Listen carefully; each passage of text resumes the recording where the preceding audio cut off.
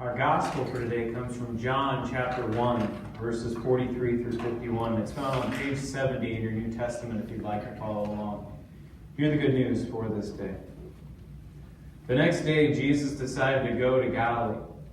He found Philip and said to him, "Follow me." Now Philip was from Bethsaida, the city of Andrew and Peter. Philip found Nathanael and said to him, "We have found him about whom Moses in the law and also the prophets wrote, Jesus, son of Joseph from Nazareth." Nathanael said to him, "Can anything good come from Nazareth?" Philip said to him, "Come and see." When Jesus saw Nathanael coming toward him, he said, "Here is truly an Israelite in whom there is no deceit." Nathanael asked him, "Where did you get to know me?" Jesus answered him, "I saw you under the fig tree before Philip called you." Nathanael replied, "Rabbi, you are the Son of God. You are the King of Israel." Jesus answered, Do you believe because I told you that I saw you under the fig tree? You will see greater things than these. And he said to him, "Very truly I tell you, you will see heaven open, and the angels of God ascending and descending upon the Son of Man." This is our good news for this day. Please pray with me. May the words of my mouth and the meditation of my heart be pleasing in your sight, O God, my rock and my redeemer. Amen. Grace and peace to you from God, our Creator, and our Savior, Jesus Christ. Amen. Did you know Jesus told jokes? Bet you didn't know that. Nathanael asked Jesus how he knows who he is, and Jesus tells him, "I saw you under the fig tree before Philip called you." And Nathanael replied, "Rabbi, you are the Son of God." And then as far as I can figure it, we have maybe the only recorded joke of Jesus. Jesus answers, "Do you think I'm the Son of God because I saw you under a fig tree?" He's probably thinking, right, I guess I don't have to go to the cross if this is all it takes.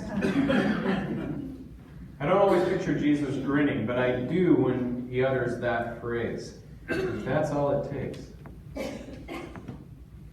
Now, if you don't know, the fig tree, which is the kind of tree that Nathanael was underneath, is fairly prevalent and always has been prevalent in Palestine. Mount Olivet was famous for its fig trees in ancient times, and they're still found there. To sit under one's own vine and one's own fig tree became a proverb of sorts to express amongst the Jewish people peace and prosperity. If you sat under your own vine and your own fig tree, you had peace and prosperity. But a fig tree is more than just a sign of peace and prosperity. For the first mention of a fig tree in our Bible comes very, very early and with much more ominous tones. It is, in fact, the third tree ever mentioned in our Bible is a fig tree. The first is the tree of life. The second is the tree of knowledge of good and evil. That's where the snake gets them into trouble. And then the fig tree shows up. Adam and Eve used the leaves of the fig tree to make garments for themselves when they discovered that they were naked, and they realized that. After Adam and Eve had been so tricked by that dastardly snake, they did what humans are prone to do. They tried to cover up what they'd done. They tried to fix their own problem. And so without needle or thread or a fashion degree from the University of Washington, yes, I heard about that, they decided to make their own garments with fig leaf fabric. But as Adam and Eve took a while to learn, and as we tend to take a while to learn, we can't do it on our own. God later makes garments for Adam and Eve before they leave the garden. They couldn't do it on their own, just as we can't do it on our own. I like to think that Nathanael, when he was sitting under his tree of peace and prosperity, was realizing this same thing in that moment. He had every earthly thing he could want. But as the saying goes, you can't take it with you. And you can't buy your way out of certain troubles. And even if you're king of your domain, he immediately calls Jesus the King of Israel. Even if you were king of whatever, death still comes for us all. Looking out from the earthly trees of peace and prosperity, what would he have seen? A world without hope? You can hear it in his biting comment that you even laughed at. Can anything good come out of Nazareth? Can anything good come from anywhere? Nathanael was clearly needing something, but I don't think even he knew what that thing was at that moment. Come and see, Philip says. When I was growing up in University Place, back before it was just Tacoma, my neighborhood had a roving band of children that regularly got themselves into trouble. Minor criminals, petty theft. It normally didn't come to theft, but there was definitely a fair amount of vandalism. And when this band of children got themselves into trouble that they didn't know what they should do, we would all go to a magical tree that we simply called the Tree of Wisdom. It was an all-white tree that never flowered, and I never saw a leaf on it. And when any one of us was particularly troubled, we would all climb to the top of the highest branches and then wait for wisdom to come. I can't remember any of the problems that we solved in that tree, and probably many of the problems were solved by us fleeing from whatever minor crime we might have committed and then hiding out high up in a tree. But two tragedies soon befell our little group. One was something you've all heard of, suburban sprawl. The Tree of Wisdom was knocked down for the sake of a gravel pit that soon became 5 or 6 houses.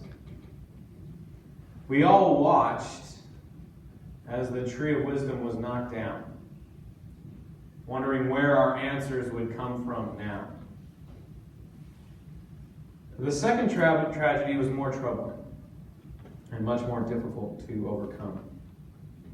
Around the same time that tree was knocked down, my best friend's dad got lung cancer. He passed away. As soon as he passed, my friend came over to my house, and we stood in my front yard and looked over at that gravel pit where the Tree of Wisdom used to be. Where would we go now? Because we were young kids, the answer came that we would invent something. My parents had just gotten a new refrigerator. So sitting in my backyard was a big refrigerator box. Back when they used to let you keep them, now they don't let you keep them anymore. I don't know why, but they don't. We ordered a new refrigerator and I was all excited. No, you don't get the box. Take the refrigerator back. But we laid down this long refrigerator box and we took out X-Acto knives, because that was a time when you just gave kids X-Acto knives and things like that. And we cut a circle over here and pushed that in, and a circle over here and pushed that in. And one of us got in on this side, and one of us got in on this side, so that only our heads were sticking out. And I think we did this because we had all, for whatever reason, spent a lot of time watching a certain show called Get Smart. So in Get Smart, you had the cone of silence, which would descend, and then once you were in it, you couldn't really hear each other. But they hoped that it worked. And so we made our own cone of silence. So we climbed in, sat cross-legged. Soon we realized it wasn't going to work. We couldn't fix this. And we were too far away from each other to hear one another, and so it really wasn't working at all. So we did the only thing that we could think of. We got together outside of the refrigerator box and we cried. My friend cried over the loss of his father, and I cried over what my friend was going through. And for whatever reason, that had been exactly what my friend was looking for. At home, his mother and brother were grieving, focusing on their own grief as they should. But they couldn't see what he was going through. And he needed someone to see him, to see what he felt. And I guess my sobbing mess did that. I think that was always why the tree of wisdom actually worked. We were up so high, and all of us never admitted it, but we were all secretly worried we were going to fall down. But we were up so high that we couldn't bring any toys or anything with us. And so once we were up there, the only thing we could do was look at each other, see each other, listen to each other. And that being seen, that being known, are the only things that we can take with us. Are the only things that lead to real, lasting trees of peace and prosperity. Why did Nathanael shout, "Rabbi, you are the Son of God, you are the King of Israel"? It wasn't that Jesus simply saw him under the fig tree. It was that he saw into him, which we find out when Jesus shouts, "Here is truly an Israelite in whom there is no deceit." Think about that. Think about what it means to have no deceit. It doesn't just mean that he doesn't lie to someone else. Maybe even more profoundly, it means that he doesn't lie to himself. He knew that he needed something. He knew that he needed help. A need he went to track down, even though he knew that nothing good could come from Nazareth. Still, he went to see. Still, he went to be seen. And that's the good news of Christianity. Is that you, each and every one of you, is seen. Truly seen. Not by some distant God, but by a God that walked as one of us, that knows what it's like to be us, that has walked underneath the fig trees, past the false promises, through the heartache of loss. That God sees you. He's made a promise to never leave you. For the rest of your life and beyond, you can rest assured knowing that you are seen and known and loved by the very Son of God, the King of Israel. Amen.